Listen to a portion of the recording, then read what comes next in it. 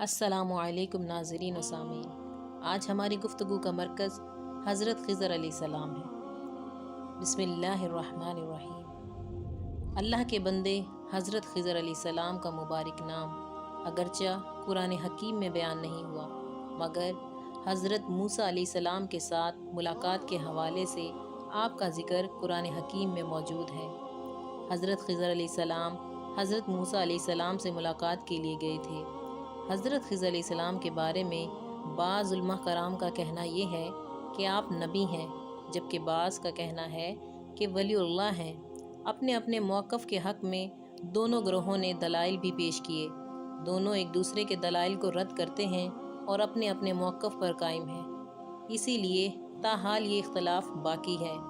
حضرت خضر علیہ السلام کی حیات کے بارے میں بھی علماء کرام میں اختلاف پایا جاتا ہے کہ آپ زندہ ہیں یا وفات پا چکے ہیں۔ اکثر علماء کرام کا کہنا ہے کہ آپ وفات پا چکے ہیں، مگر آپ کی وفات کی ایک قوی اور واضح دلیل کسی کے پاس موجود نہیں، نہ قرآن حکیم میں، نہ حدیث پاک میں، اور نہ ہی اجماع امت میں، اور نہ ہی کوئی ایسا بیان ملتا ہے کہ حضرت خضر علیہ السلام کی فلاں وقت وفات ہوئی اور فلاں بادشاہ کے دور حکومت میں انہوں نے وصال پایا، اور نہ ہی یہ نشاندہی کی جا سکتی ہے کہ وہ فلاں جگہ پر مدفون ہیں۔ اس کے برعکس بے شمار اولیاء اللہ علماء کرام نے حضرت خضر علیہ السلام کے بارے میں فرمایا ہے کہ آپ زندہ ہیں۔ جس جگہ اللہ تعالیٰ کا حکم ہوتا ہے وہاں حضرت خضر علیہ السلام پہنچ کر لوگوں کی مدد فرماتے ہیں۔ عام لوگوں کی نگاہوں سے پوشیدہ رہتے ہیں، مگر بارگاہ الہی کے بعض مقبول بندوں کو نظر آتے ہیں، اگرچہ عوام الناس کی نظروں سے غائب رہتے ہیں، مگر ضرورت کے وقت ان پر بھی ظاہر ہو جاتے ہیں۔ جنگل، دریا، سمندروں پر ہر زمانے میں دیکھے جاتے ہیں۔ بعض عارفین آپ کی یہ نشاندہی بتاتے ہیں کہ ان کی شہادت کی انگلی درمیانی انگلی کے برابر ہے، چھوٹی نہیں ہے۔ حضرت خضر علیہ السلام کا شجرہ نسب۔ امام ابن قتیبہ رحمۃ اللہ علیہ نے معرف میں تحریر کیا کہ ان کا نام بیلیہ بن ملکان بن نافع بن عاجر بن شاہ بن ارفاشز بن سام بن نوح علیہ السلام ہے۔ ان کی کنیت ابو العباس جبکہ لقب خضر علیہ السلام ہے۔ مفسرین کے مابین اس بات پر اختلاف ہے کہ خضر نام ہے یا لقب۔ بعض کہتے ہیں کہ خضر نام ہے اور اکثر کا قول یہ ہے کہ یہ لقب ہے۔ حضرت وہیب بن منبع رحمۃ اللہ علیہ سے روایت مروی ہے کہ حضرت خضر علیہ السلام کا شجرہ نسب اس طرح سے ہے: بلیہ بن ملکان بن فالخ بن شالخ بن عامر بن فحشز بن سام بن نوح علیہ السلام۔ خضر کہنے کی وجہ۔ مسند احمد میں ہے کہ حضرت خضر علیہ السلام کو خضر اس لیے کہا گیا کہ وہ سفید رنگ سوکھی گھاس پر بیٹھ گئے تھے، یہاں تک کہ ان کے نیچے سے سبزہ اگایا۔ ممکن ہے کہ اس سے مراد یہ ہوا کہ آپ خشک زمین پر بیٹھ گئے تھے اور پھر وہ لہلہانے لگی۔ ایک روایت کے مطابق اس طرح ہے کہ حضرت خضر علیہ السلام کے نام کی وجہ تسمیہ یہ ہے کہ آپ خشک زمین پر بیٹھے تو یکایک اس کے نیچے سے سبزہ حرکت میں آ گیا۔ خاندانی پس منظر۔ اس زمن میں امام سہیلی رحمۃ اللہ علیہ اپنی کتاب التعریف والا علام میں لکھتے ہیں کہ حضرت خضر علیہ السلام کے والد بادشاہ تھے، والدہ فارس النسل تھیں۔ والدہ کا نام الہا تھا۔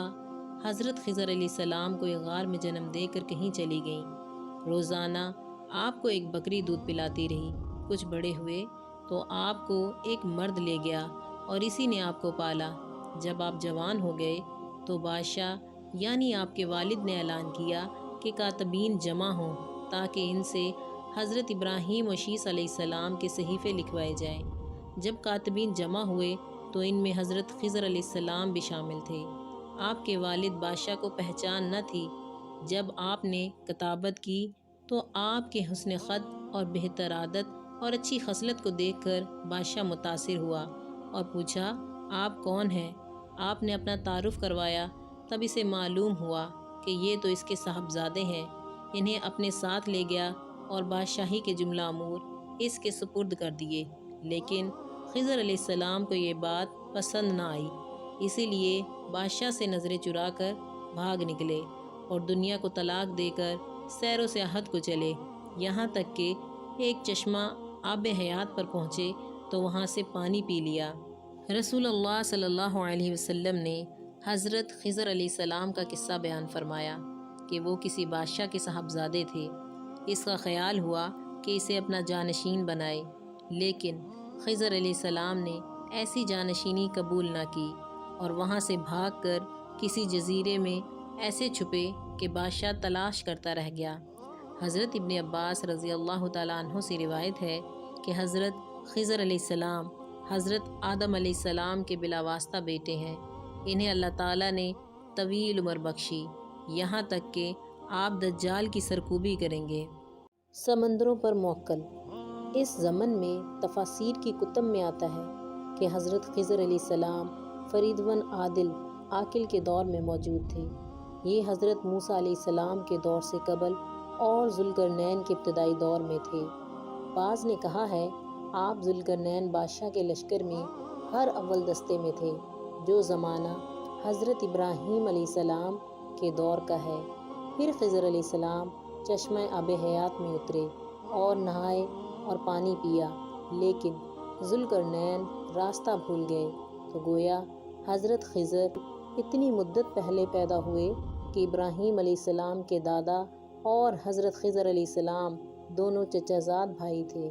حضرت ذوالقرنین نے حضرت خضر علیہ السلام کو ان کی خداداد، قابلیت، علم و صلاحیت و تقدس کو دیکھ کر اپنا وزیر بنا لیا۔ آپ کو ساتھ لے کر آب حیات کی تلاش میں ایک بعید اور نہایت اہم سفر کا آغاز کیا۔ حضرت خضر علیہ السلام کو محض اتفاق و تقدیر سے بلا قصد و تلاش چشمہ آب حیات ملا اور آپ نے پانی پیا، جو بظاہر دائمی زندگی کا سبب بنا، اور ذوالقرنین باوجود اس قدر تلاش اور آرزو کے میسر نہ آیا۔ حضرت خضر علیہ السلام اس چشمے کا پانی پیتے وقت نہ جانتے تھے کہ یہ آب بقا ہے اور نہ کوئی نشاندہی رکھی۔ اس کے بعد حضرت خضر علیہ السلام مدتوں زندہ رہے۔ موسیٰ علیہ السلام کو بھی ان سے ملاقات کا حکم ہوا اور بنی اسرائیل کی ہدایت کے لیے ناشیہ ابن عموس کی حکومت میں اللہ تعالیٰ کی طرف سے مامور ہوئے۔ یہ بات درست ہے کہ حضرت خضر علیہ السلام کی تاریخ پیدائش کا کوئی علم نہیں، مگر اہل علم نے اجماع کیا ہے کہ آدمیوں میں سے سب سے زیادہ عمر کے حضرت خضر علیہ السلام ہیں، اور انہوں نے آب حیات پیا تھا۔